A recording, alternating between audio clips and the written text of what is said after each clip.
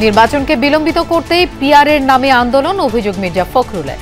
বললেন, চাপিয়ে দেয়া কিছু মানুষ গ্রহণ করবে না। কয়েকটি রাজনৈতিক দল সেই পদ্ধতি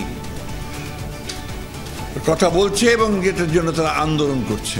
এর লক্ষ্য একটাই, সেই লক্ষ্যটি হচ্ছে যে নির্বাচনকে বিলম্বিত করা। জুলাই সনদ স্বাক্ষরের প্রস্তুতি নিচ্ছে রাজনৈতিক দলগুলো। অঙ্গীকারনামায় আনা হয়েছে কিছু সংশোধনী।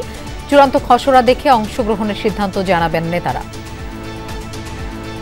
স্বাক্ষরের ব্যাপারে আমরা ইতিবাচক, তবে চূড়ান্ত সিদ্ধান্তটা নেব জুলাই সনদের চূড়ান্ত ভার্সন আর বাস্তবায়ন পদ্ধতি এটা দেখার পরে। মহাসচিব মির্জা ফখরুল ইসলাম আলমগীর এবং আমাদের স্ট্যান্ডিং কমিটির সদস্য জনাব সালাউদ্দিন আহমেদ, ওনারা দুইজন বাংলাদেশ জাতীয়তাবাদী দলকে প্রতিনিধিত্ব করবেন, তারা স্বাক্ষর করবেন।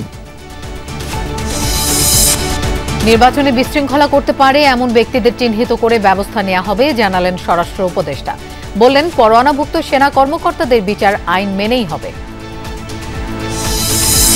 শেখ হাসিনা সহ ৩ জনের বিরুদ্ধে হওয়া মানবতা বিরোধী অপরাধ মামলায় যুক্তিতর্ক উপস্থাপন চলছে। সামাজিক যোগাযোগ মাধ্যমে হচ্ছে সরাসরি সম্প্রচার। ওয়ার্ল্ড ফুড ফোরামে অংশ নিতে ইতালির উদ্দেশ্যে ঢাকা ছেড়েছেন প্রধান উপদেষ্টা ডক্টর মোহাম্মদ ইউনূস। বৈঠকে খাদ্য নিরাপত্তা, টেকসই উন্নয়ন সহ বৈশ্বিক বিষয়ে আলোচনা হবে।